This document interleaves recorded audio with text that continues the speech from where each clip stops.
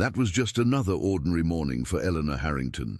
In the hushed corridors of Brooksville Public School, she already knew exactly what to expect: bored students, poorly done tests, and rehearsed excuses. After nearly 2 decades of teaching English to disinterested teenagers, she had given up trying to see anything beyond the apathy that consumed most of them.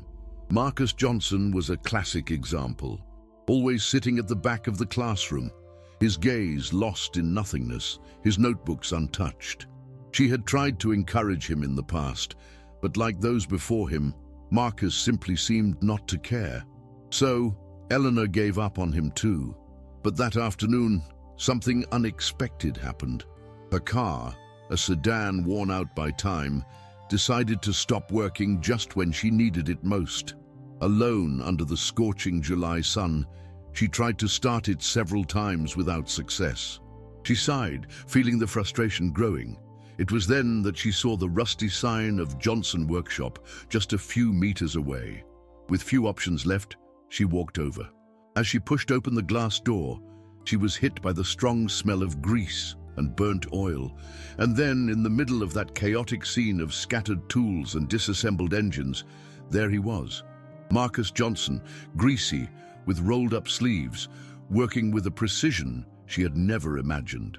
Eleanor hesitated for a moment. It wasn't exactly the kind of environment she was used to. Tools hanging on the walls, cans of oil on the floor, and the metallic sound of parts being adjusted gave that place an energy that was both chaotic and efficient at the same time. But what surprised her the most was the way Marcus moved. There was precision in every gesture, a confidence that did not match the apathetic student she knew. With a screwdriver in hand, he worked intently on a partially disassembled engine, his eyes focused on every detail, as if he were deciphering a secret code. "Do you need help?" The voice came before Eleanor could even think of calling someone. She turned and found Marcus looking at her, a little surprised, but without showing any discomfort. His face was marked by fatigue. Small stains of grease smudged his shirt and arms, but there was a firm posture, a presence she had never noticed in the classroom. Eleanor opened her mouth to reply, but stopped for a second. This wasn't the same boy who went unnoticed at the back of class. There was something there, a conviction she hadn't expected to see. Swallowing her own surprise, she pointed to the car across the street and said, almost embarrassed, "My car won't start. Do you know what might be wrong?" Marcus didn't say anything immediately. He just set down the tool he was holding, wiped his hands on a grimy rag, and headed toward Eleanor's car. His manner was practical, unhurried yet without hesitation. Eleanor followed him in silence, noticing for the first time how his steps seemed to carry an invisible weight. When they reached the car, Marcus asked for the key and turned the ignition a few times, listening intently to the sound of the engine. Then he knelt down, opened the hood, and began inspecting the cables and connections with the nonchalance of someone who did this every day. Eleanor folded her arms, watching everything without quite knowing what to say. At school, Marcus always seemed to be on the margins, as if he didn't fully belong in that space. But here, amidst the smell of oil and metal, he was in control. The contrast was striking. A few minutes later, he stood up and wiped his hands on the rag again. "I think it's the alternator," he said without mincing words. "Your car isn't charging the battery properly. I'll see if I can fix it." Eleanor blinked, surprised by the confidence in his voice. There was no doubt, no hesitation, just the calm of someone who knew exactly what they were doing. For the first time, she realized that she had never really looked at Marcus beyond his poor grades and incomplete essays. There before her was a boy who, despite everything, possessed a skill and intelligence she had never imagined. Marcus went back into the workshop and grabbed some tools. Eleanor stayed by the car, feeling strangely uncomfortable. It was a new sensation for her, to realize that she had judged someone so wrongly. She watched as Marcus bent over the hood again, tinkering with wires and tightening connections with impressive dexterity. He worked in the typical silence of someone used to solving problems alone. "Have you always worked here?" Eleanor asked, trying to bridge the gap between them. Marcus shrugged without taking his eyes off the engine. "Since I can remember," he replied, turning a screw. "My dad needs help and the workshop is our only income. So, after school, I come straight here." The answer was given, without self-pity, without anger. It was simply a fact. Eleanor felt a weight settle in her chest. How many times had she seen Marcus doze off in class? How many tests had he turned in blank because he had no time to study? And worse yet, how many times had she assumed it was just laziness? She looked around, seeing the faded posters on the wall and the shelves full of used parts. It was a modest workshop, clearly kept together with great effort. There was no luxury, only hard work. And at the center of it all, a 15-year-old boy bearing more responsibilities than anyone his age should. Eleanor realized something that had previously gone unnoticed. Marcus didn't have the luxury of being just a student. While other boys his age spent afternoons playing video games or hanging out with friends, he was there, covered in grease, ensuring that the family workshop kept running. She felt a pang in her chest, thinking about how many times she had scolded him for not turning in assignments or for dozing off during class. To her, that was disinterest. Now she was beginning to understand it was exhaustion. Marcus tested the engine once more and nodded to himself, satisfied. "Try starting it now." Eleanor obeyed and turned the key. The engine coughed hesitantly before fully coming to life. She let out a relieved sigh. "You really know what you're doing," she admitted, unable to hide her surprise. Marcus gave a small, corner-of-the-mouth smile, the first she had seen from him in a long time. "I do this every day." Eleanor fell silent for a moment. There was something in the way he said it, a resigned tone, as if he had already accepted that his life would always be like this. A routine of work, responsibilities, and tiredness. But did it really have to be that way? Eleanor turned off the engine and got out of the car. She felt an urgent need to say something, to break the invisible barrier that had always existed between them. But what can you say to someone who never had a choice? Who, from such a young age, had to put work ahead of studies, friends, and even their own adolescence? "I had no idea you worked so hard," she finally said. It wasn't a huge revelation, but it was a start. Marcus shrugged again, wiping his hands on the dirty rag. "Almost no one knows, and no one ever asks." That answer hit Eleanor like a punch. How many times had she been one of those people who never asked? How many times had she assumed Marcus was just another disinterested student, without bothering to understand his reality? Why had she never thought that perhaps there were reasons behind the low grades and absences? "And your dad, does he work here all day?" "Yeah, and at night sometimes he does some extra jobs. But lately it's been hard, he's just too tired." There was worry in Marcus's voice, a kind of worry that a 15-year-old shouldn't have to bear. And Eleanor realized that, as smart and talented as he was trapped in a routine that left him no space to dream of anything beyond the workshop. Eleanor looked around once more, trying to absorb everything. The workshop wasn't just a workplace for Marcus. It was the center of his life, the reason he couldn't afford to be an exemplary student. His performance at school had nothing to do with ability or willingness. It was simply the reality that when you spend your nights fixing cars to help pay the bills, studying becomes a luxury. She felt a deep discomfort, thinking of how many other students might be in the same situation without anyone noticing. After all, it was easy to look at a bad report card and see only a problematic student. Harder was to understand what lay behind those numbers. "Do you like it here?" she suddenly asked, pointing at the workshop. Marcus hesitated for a moment, as if he had never stopped to think about it. "Yeah, I like understanding how things work. I like solving problems, but I'm not sure I want to do this forever." Eleanor held her breath. There was the spark, something that indicated Marcus wasn't completely resigned to that fate. There was a desire, even if timid, for something more. But how could he even think about that when reality dragged him down every day? Eleanor folded her arms, reflecting on what she had just heard. Marcus liked solving problems. That was more than a simple interest. It was a natural ability, a raw talent that no one had ever helped to refine.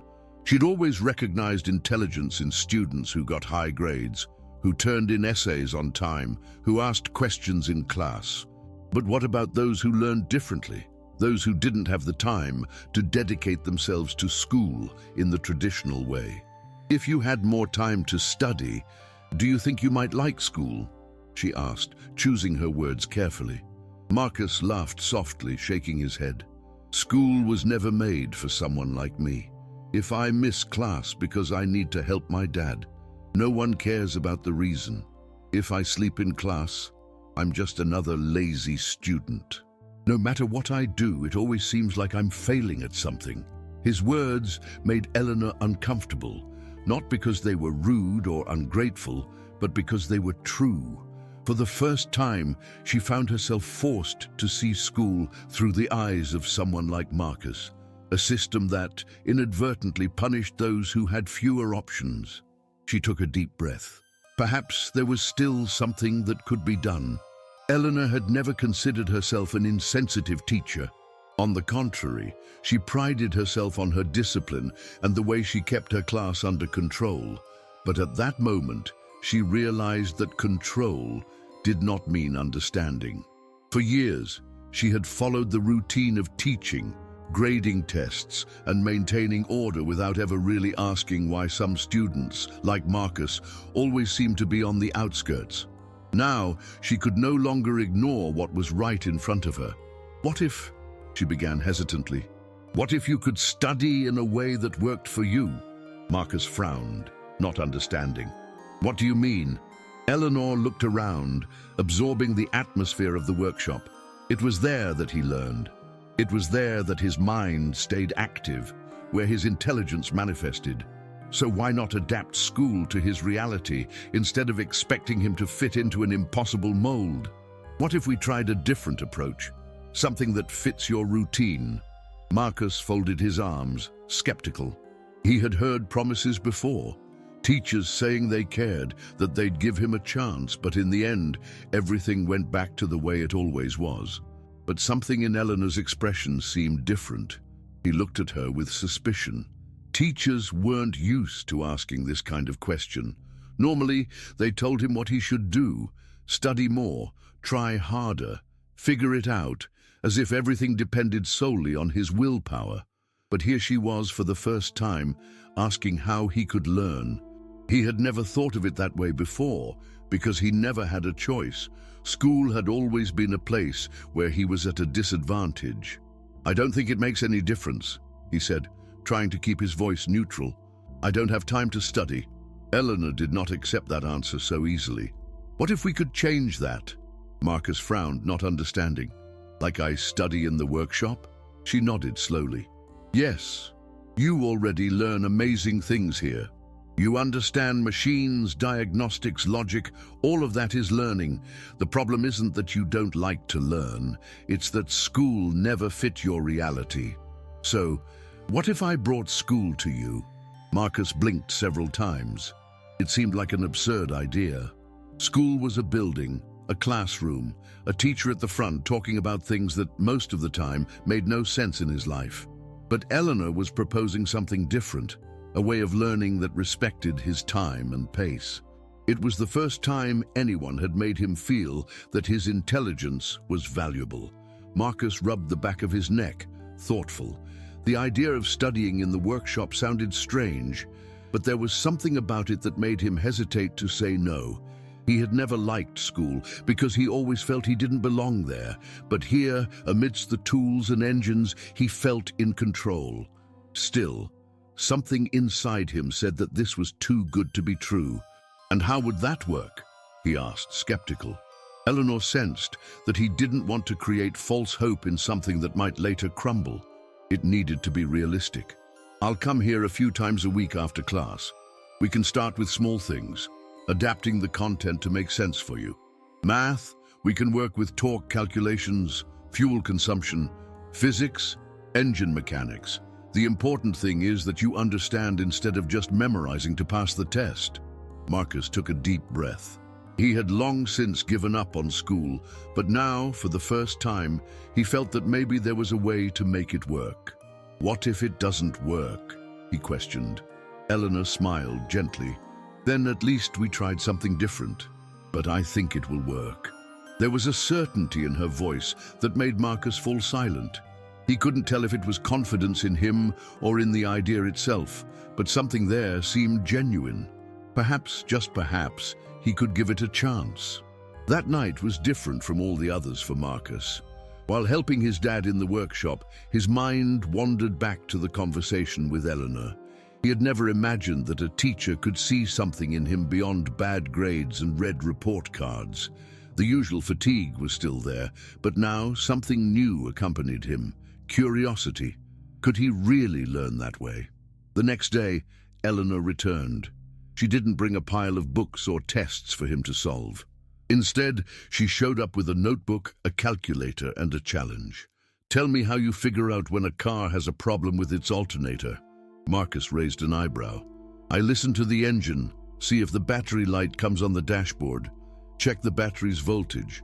"Right, now let's talk about why that happens." She opened her notebook and began showing some simple calculations about electric current, resistance, and power. But instead of random numbers, she used real examples from the workshop. Gradually, Marcus realized that it made sense. It wasn't just empty theory. It was something he experienced every day, without even noticing. Eleanor observed the change in his gaze. For the first time, Marcus didn't seem to be merely listening. He was understanding. And deep down, she too was beginning to understand something new. Teaching wasn't just about dumping information. It was about finding the best way to connect knowledge to the student's reality. Robert, Marcus's father, began to show signs of excessive fatigue. Sometimes he could barely stand after a long day's work. Marcus tried to ignore it, but soon it became impossible to hide. His father was no longer as strong as he used to be. The frenetic pace of work, combined with chronic back pain, was finally taking its toll. When Robert had a collapse in the middle of a repair, the situation became alarming. Marcus didn't know what to do. The workshop, the family's only source of income, was on the verge of stopping, and his father, now in the hospital, would need a surgery they couldn't afford. It was at that moment that Eleanor once again stepped in. She had learned about Robert's situation through a casual conversation with a mutual friend and immediately decided to act. Along with other community members, she began raising funds for Robert's surgery. She knew that Marcus wouldn't be able to cover the costs, but more importantly, she knew that he would never abandon his father. However, at the same time that the community was uniting to help, a difficult choice was imposing itself on Marcus. He had secured a place at prestigious universities with his automotive diagnostics project, but now he found himself at a crossroads: to follow his dream and study engineering, or to set everything aside to fully take responsibility for the workshop and caring for his father.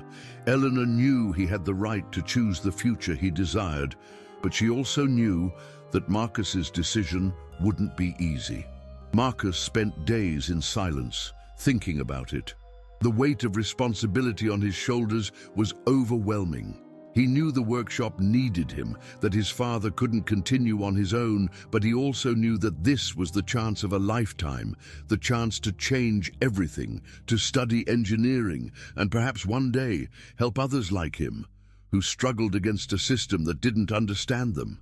Yet when he looked at his father's hospital bed, he felt he couldn't simply abandon him. Robert had always been there for him, giving him a life, even if a difficult one. Now it was his turn to give something back. But how could he balance his dreams with the need to care for his family? How could he make a decision when both options seemed impossible to reconcile? Then once again, Eleanor approached him. Without pressuring, without trying to force a decision, she did what she did best. She listened. Sitting next to Marcus, she offered him a perspective he hadn't yet considered. I know you have two difficult choices, but you don't have to do this alone. I'll be here to help you, no matter what you decide. That simple sentence made Marcus feel something he hadn't felt in a long time. Hope. For him, Eleanor's help wasn't just about financial or academic support. It represented a new way of looking at life, a path where he wasn't alone anymore. In the days that followed, the Brooksville community came together in an impressive way to ensure Marcus had a chance to follow his dream. They raised funds for Robert's surgery, organized fundraising campaigns, and helped at the workshop. For Marcus, that solidarity was something new, something he had never imagined. He had grown up watching his family struggle alone, but now he discovered that the support of others could be the key to a different future. Eleanor did not give up on her role. She continued coming to the workshop, helping Marcus learn not just theory, but how to apply it in the real world. She knew that he wouldn't have to abandon the workshop to achieve his dreams. He could study and still keep what was most important to him: his family and the workshop. When Robert finally recovered from surgery, Marcus reached a turning point. He had decided to follow his dream, but with the assurance that the workshop would not be abandoned. He would continue helping his father when needed, but now he had a plan. He had the possibility to learn, to grow, and perhaps one day even bring innovations to the small workshop that meant so much to him and his family. Eleanor, for her part, looked at Marcus with a new perspective. She was no longer just a teacher, but a partner on his journey. She knew that true education wasn't only found in books, but in the experiences, in the hardships, and in the victories of each student. She had discovered the true mission of being a teacher, to help pave the paths that each student could follow, without judging or limiting their possibilities. Time passed and life went on. Marcus began to stand out more and more at school, not just because of his grades, but because of the way his ideas started to mature. He began developing an innovative automotive diagnostics project, a blend of his two passions, mechanics and technology. His work was highlighted at the school science fair, and soon he was invited to present his project to prestigious universities. The recognition he had long desired was finally within reach, but more importantly, he knew he hadn't gotten there alone. Eleanor, for her part, became a fervent advocate for students facing invisible challenges. Her view of education changed deeply. She began questioning traditional teaching methods and searching for more flexible and inclusive ways to help her students reach their potential. Her experience with Marcus made her realize that often true education wasn't confined to classrooms, but in real life, and she committed herself to never again look at a student and judge them without first understanding their story. Over time, Robert's workshop stabilized. Marcus, with the support of his community and the teacher who believed in him, managed to balance his two passions, caring for his family and pursuing his dreams. He knew the road wouldn't be easy, but now, unlike before, he no longer saw himself as alone on the journey. Marcus entered university with his mind full of ideas. He not only carried the weight of an academic future, but also the responsibility to transform the lives of his family and the workshop that had grown with him. Over the years, he became a reference not only in the field of automotive engineering, but also as someone who never lost his essence, his humility, and his connection to his roots. Eleanor, in turn, continued to challenge the educational system. She began working with other teachers, trying to implement more humanized approaches, more adaptable to the realities of each student. She knew that her mission was far from complete, but Marcus's journey was a constant lesson that true education starts with respecting the stories and struggles of each individual. In the end, what Marcus and Eleanor discovered together was something they would carry for the rest of their lives. True transformation did not come solely from academic results, but from a deep understanding of the invisible challenges everyone carries. The school, the workshop, life, Everything connected in a unique way, where mutual support and understanding were the foundations that sustained dreams and hopes.